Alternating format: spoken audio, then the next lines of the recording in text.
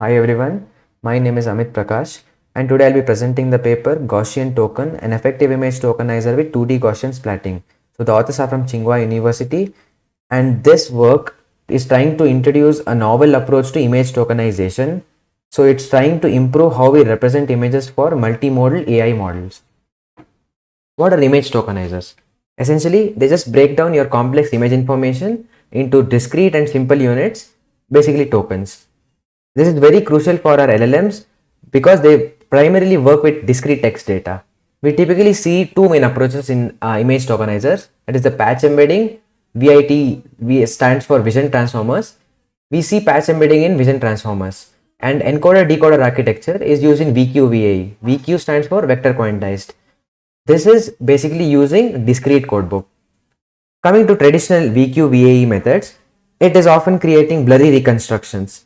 In the Gaussian method of Gaussian token approach that the author is trying to propose, it is creating sharper reconstructed outputs and also the images are more clear. I will be getting back to the reconstructed images in the last slide, showing how we Gaussian tokens are a better approach or a better tokenizer approach to this problem. So our Gaussian tokenizer has position, scaling factor, rotation angle and feature coefficients as its parameter. Let's dive deeper into the problem our Gaussian token is addressing.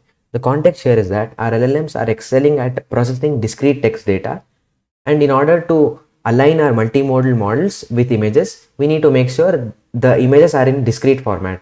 That's basically tokens. In order to do this, we need an effective image tokenizer. The current image tokenizers, that is the vector-based quantization methods, are that they're mapping image features to a limited set of discrete code words, that is vectors in a codebook. This discrete codebook is like a limited space and this is acting like a bottleneck. This is restricting the expressiveness and a representational power of the images as well as the tokenizer. Even if we have a larger codebook, it does slightly increase the performance and representational power, but it is still increasing our cost effect and it is not cost effective in nature. So in order to fundamentally tackle this, our Gaussian method is proposing the solution in such a way that we are making use of the continuous latent space as well as the discrete space and trying to get a better tokenizer here. Why should we care about improving our tokenization methods, or what's the importance of good tokenization?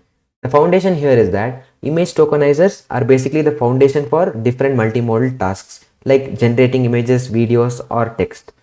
The upper bound here is that the quality of the tokenizer is directly limiting the performance of our models. So better the performance of the tokenizer, better is our output.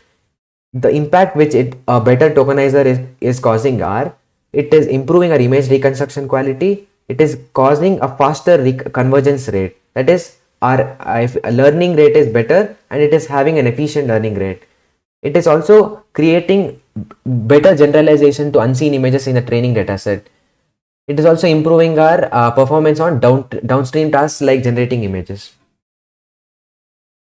Gaussian tokens big picture view is like this. The Gaussian tokenizer is containing these parameters, that is position, scaling factor, rotation angle and feature coefficients. The core idea revolving around Gaussian tokens is that instead of representing images as a single discrete code words and storing them in the code book, we are trying to represent them as set of feature 2D Gaussians. We are referring this as the hybrid approach because we are using the discrete approach as well as the continuous approach. So combining the discrete part and combining the continuous part, we call this as the hybrid approach because that is flexible in nature due to the continuous Gaussian parameters, that is the position, scaling and rotation. This is utilizing 2D Gaussian splatting, which was inspired by the 3D Gaussian splatting paper, which I believe came out in 2023. The key benefit of this Gaussian token method is that it is significantly expanding the representational capacity of the discrete space without needing massive codebooks or expanding their size. This is also increasing their modeling power and representational power. So this is a simple pipeline I have mentioned here. We have the input image which is passed through the encoder. The Gaussian embedding or the 2D quantization process happens here. All these Gaussian parameters, that is these parameters, are then splatted onto the feature matrix or grid using the 2D Gaussian splatting. That feature matrix or grid is passed on to the decoder where we reconstruct or generate the image, and then voila, we have our output image. Gaussian token. Let's get a big picture view of our Gaussian token architecture. We first pass the image to the image encoder. This image encoder is extracting the initial and rich features from the image. The image encoder, as mentioned by the author, is taken from the standard papers or the original papers of VQ VAE or VQ GANs. It is basically a simple convolutional image encoder. The outputs of this are then passed to the Gaussian embedder. This Gaussian embedder is the core of our architecture. It is like a heart of the system. It takes the image features from the encoder and generates parameters for many individual 2D Gaussians. Each Gaussian here is predicting two types of things, that is a continuous spatial info, which is this part, and the discrete part, which is this. The discrete part contains the feature coefficients. This is representing the appearance or content of the Gaussian. In the continual part, we have position, rotation and scale. This is telling where and how big or oriented our Gaussian is. So this is our continual part, this is our discrete part, as I mentioned. The discrete parts are put into a discrete codebook. So this is our quantization process. In this quantization process, it is basically like a discrete step. This feature coefficient is put into a discrete codebook, and we match this using our nearest neighbor matching algorithm. So whatever feature coefficients are passed by the Gaussian embedder are then put into the discrete codebook by using the nearest neighbor matching algorithm. This is giving us a discrete index representing the appearance of the image, and it is making it compatible with our LLMs. The spatial parameters, which is denoted by the position, rotation and scale, are continual in nature and they are very flexible. In the training part, we use VQ laws and our commitment laws to train the codebook. After this, we have our 2D splatting part. Before we go to the 2D splatting part, I would like to mention the concatenation part and the fused representation here. So in the fusion part, we combine or fuse the discrete feature index from this codebook, and then the continual part using this concatenation, what we are doing here. So we concatenate both the continual features and the discrete features, and we get a fused representation. 2D Gaussian splatting is this part. So in this part, what happens is all these fused Gaussian representations are fed into the 2D splatting module. Think of this like rendering or splatting each Gaussian influence onto a new feature or map grid. So on the map grid, we are rendering or splatting all the 2D Gaussians. So inside this feature or map grid, it is determining based on our Gaussian parameters by our position, rotation and scale, where the quantized feature is contributing to. Next comes our feature, our image decoder. In this image decoder, we have a feature map. This feature map is reconstructed from the splatted Gaussians. So we are trying to reconstruct an image using the feature map. The feature map is basically fed into the image decoder in simple words. The job of the image decoder is basically reconstruct the final high quality output image. We finally can get a output boost, we can say, using the reconstruction loss. This reconstruction loss is combined along with the GAN loss to get a better quality output image. In the standard VQ GAN paper, they have used a discriminator module at the end to discriminate whether it is a fake or a real image. So this can improve our quality as well as making the output look like the input. That is basically reconstruction. VQ loss and commitment loss, as I mentioned, is for training the codebook, and the GAN is for improving the realism. So the key takeaway is this, that the hybrid approach is continuous, flexible spatial parameters are used, and this is then combined with the discrete and quantized features as mentioned here. So all this brought together efficiently by the 2D Gaussians is creating a powerful image representation and is increasing the representational power of the tokenizer. A quick recap regarding the previous slide would be, we have an encoder which is a standard convolutional encoder as mentioned in the VQVAE paper. This is extracting the initial image features Z. Gaussian embedding module is the heart of the system, and it is transforming our image features into 2D Gaussian parameters that are these. Quantization is basically the feature coefficients are quantized using a standard code book, that is the VQ code book. We map each of these features using the VQ codebook by using the nearest neighbor lookup method. 2D Gaussian splatting is combining the quantized coefficients with the continuous Gaussian parameters.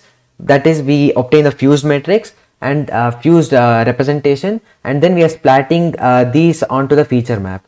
The decoder then takes the feature map which was splatted on and tries to reconstruct the output or reconstruct the image. Standard convolutional decoder is basically the same as mentioned in the VQAE paper, and it is reconstructing the image from the splatted feature map as I mentioned. Discriminator is improving the quality with GAN loss because we discriminate whether this is a real image or fake image. This is the architecture of the Gaussian token model. Let's get a brief peek inside this model. This is what is there inside the Gaussian embedding module that we just discussed. This is showing its internal structure. This is using the mechanism same as in the transformer paper, that is the attention mechanism. It is taking inputs, that is the input feature map as well as the quantized feature map. In this input feature map, it is taking input from the input image encoder. It starts with a set of initial Gaussian anchors or templates that is here, that is the reference points. Next comes the preparation part, that is the feature lifter and the Gaussian lifter. So what's this feature lifter? The feature lifter is basically flattening the image along and adding it along with the positional embedding, that is most probably the cosine embedding as in the transformer paper itself. And then the Gaussian lifter is preparing the initial query vectors based on the Gaussian anchors, based on this Gaussian anchors. Next, we move on to the iterative refinement, that is B blocks as mentioned here. The core logic is happening inside multiple blocks here. So what's happening here is it is using self attention as mentioned here, and it is combining that along with the anchor position with a cross attention module and then passing it through a feed forward network in brief. Let's deep dive now. So the self attention is applied separately to the image features, that is this, and to the Gaussian queries to refine them in an iterative process, and it is done, the refinement is done internally. Cross attention part is the key part in this. So what does this cross attention part do? This cross attention is based on the deformable attention mechanism.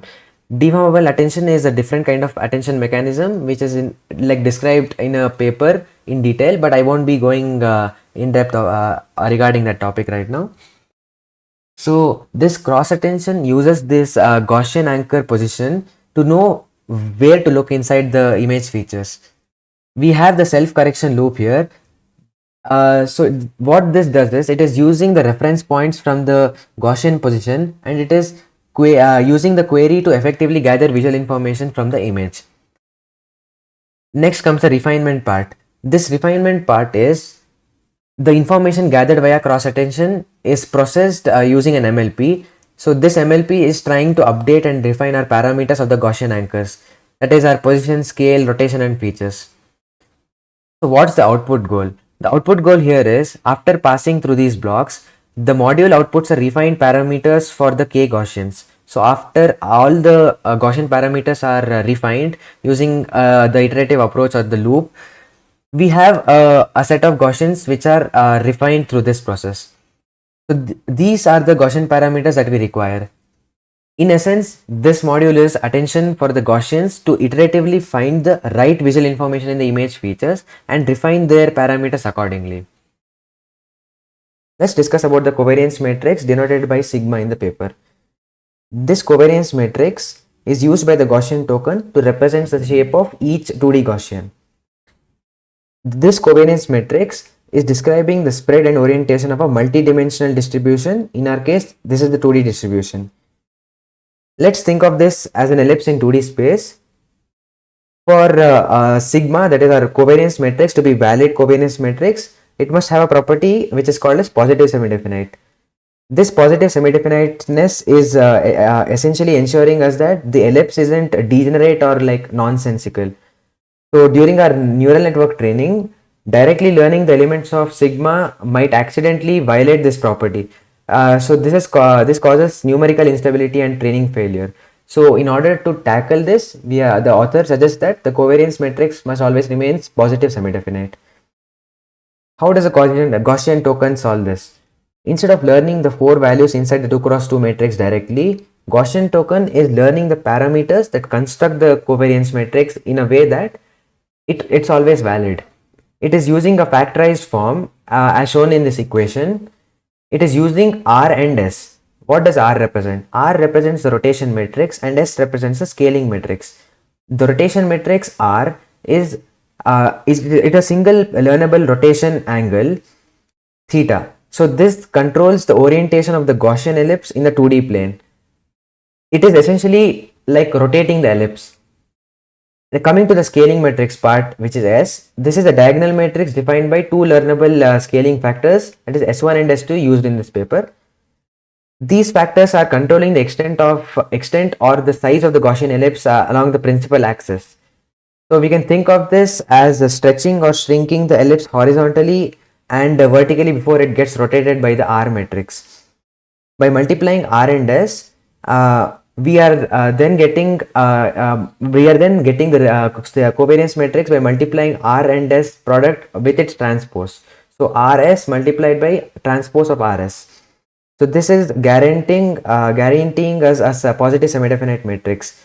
This is allowing our model to learn the shape and orientation freely without breaking any rules. Coming to the part, what does this mean for each Gaussian unit? When we talk about the learnable parameters for each Gaussian unit, that is GK, these factorized components theta and S are becoming part of this definition. It's like 5 geometric parameters are there. As we denote d is equal to 5 plus d, what does this 5 denote? This 5 is denoting that there are 2 values for the position mu, which is in the feature map, 1 value for the rotation angle theta, and 2 values for its scaling factors S. The capital D dimension is the feature dimensions, which is representing the feature coefficient, and this is basically telling that 5 plus capital D means that capital D is the extra dimensions which is required to represent the feature coefficient here. The feature coefficient here is getting quantized, as I mentioned earlier. So this is actually carrying our actual appearance information about the image. We can think of the K Gaussian units as the models learned and flexible building blocks. Each block has a specific location, size and orientation as denoted by our continuous geometric parameters as well as the discrete parameters denoted by R and S. It is also associated with an appearance which is defined by the feature coefficient, as I mentioned, which is discrete in nature. This splatting process is later combining these flexible blocks to reconstruct our image features. So let's go through the mathematical part of our training process. So it involves our cross attention, prediction of parameter adjustments, then we are updating our Gaussian parameters, then we are back propagating whatever losses we got to our Gaussian parameters, that is our G values. Then again we are trying to minimize our overall training objective, that is our loss function must be minimized to get a better reconstruction. So let's start with the cross attention part. So our Gaussian queries, that is Q, whatever is mentioned here, so it is trying to attend to the image features at specific reference points which are derived from the Gaussian position. So our cross attention is trying to attend all our image features at specific reference points. So reference points is our keyword here. Next, coming to the parameter adjustments, these are basically the delta values. So as mentioned, delta G, it is trying to get the delta values. This is done using an MLP. So the MLP is trying to predict the adjustments needed for our Gaussian parameters. After obtaining our Gaussian parameter adjustments, we are trying to update our Gaussian parameters by just adding the delta values to it. Next, coming to the back propagation of our losses to our Gaussians. So this is crucially like what we are trying to do here is the loss contribution to each specific Gaussian, that is G, it is weighted by the influence on different parts of the image map. So what I am trying to convey here is the spatial weighting, whatever we are using, it is trying to it is allowing us for a more efficient error propagation method, and it is also leading to somewhat faster convergence. And coming to our final overall training of our overall training objective, we are trying to minimize or reduce our loss. So the author is mentioning it as BQ GAN loss, but it is basically our entire architecture's loss. That is, we are combining the reconstruction loss, the commitment loss, and our GAN loss. So this is similar to the VQ GAN loss, whatever was used in the original VQ GAN paper. Next, coming to the results part. So what happened here is the performance peaks with relatively small dimensions. So when the embedding dimensions, like we can see in the table 2 and figure 4 here, we are seeing that our performance is peaking with smaller dimensions, and suggesting that the Gaussian token does not need large dimensions to work well. Even with lesser dimensions, our Gaussian embedding tokens can work well. And in our table 3 part, as we can see here, it is denoting the effect of codebook size. So the codebook size is also a parameter here. It is trying to mention that it is quite robust to codebook size. So it can achieve good results even with moderate sizes like 1028, 2048. It can achieve good results even with moderate sizes. So this is because the continuous special parameters are adding more representational power to our input features, whatever we are trying to get. Next, coming to the table 4 is the effect of the Gaussian number. So in this Gaussian number, it is denoting that the performance is improving as our number of Gaussians increases, but it's also leading to some kind of diminishing returns. So a number like let's say 128 or 256 as given here, it is offering a good trade-off between our quality and our computation cost. Next, coming to the reconstruction comparison across different tokenizers, it is clearly we can see that VQGAN, this is our original images, this is our VQGAN reconstructed image, this is our LlamaGen, and this is our Gaussian token. So we can see here that it is allowing for more sharpened outputs, like we are getting more sharper details compared and more accurate details compared to our LlamaGen or VQGAN reconstructions, and we are also using the same number of tokens. So the paper has mentioned that they're using the same number of tokens across all these reconstruction outputs. So this is proving that our Gaussian token is a better method of tokenizing our input features, and it is also leading to a better reconstruction output. Let's come to the results part of the paper. This part indicates that the Gaussian token significantly improves reconstruction quality across different datasets. The author also says that even when using a smaller embedding or smaller embedding dimension compared to the VQ based methods, or even using fewer training epochs compared to the VQ based methods, we often get better reconstruction quality. Let's see the tables. This table indicates that the VQ based methods does not hold up compared to the Gaussian based methods. We see that Gaussian token is offering strong performance, better metrics, it is more efficient, and when used on the ImageNet dataset, we can see that it is beating LlamaGen, it is beating VQGAN when done on a 256 cross 256 dimension or image size. Let's go to the next slide. In this slide, we can see that the embedding dimensions, the codebook size, and number of Gaussians taken as 3 different parameters here. So let's first see the embedding dimension part. So surprisingly here, what I noticed was the performance peaks with smaller dimensions, like let's say 3 or 4 as mentioned here. When done it on the CIFAR dataset, the performance was peaking. So smaller dimensions are leading to better usage of the codebook vectors, that is, they are not wasted. Coming to the codebook size. The codebook size for the Gaussian token represents that Gaussian token is robust and it is performing very well across different codebook sizes. So we can see that it is starting from 512 up to 16K, it is holding up well. It does not need a large codebook size to get better performance. Even with a smaller codebook size, it is performing well. Next is the number of Gaussians. More Gaussians generally lead to better results. However, there are diminishing returns. A sweet spot like let's say 64 or 120 under the CIFAR dataset gives great results without excessive computation. This shows that these tests are basically saying that the design is well balanced and efficient for the Gaussian embedding or tokenization method. Next, coming to the reconstruction comparison across different tokenizers. We've used the original images here. Then we are coming to the VQGAN method here. Then is the LlamaGen, and then is the R Gaussian token method. All are done on 256 cross 256 images. we can see that the Gaussian token methods, the reconstructed outputs are more clearer. It has good focus on details. And one more part that I want to tell is the output images are more sharper compared to all the others.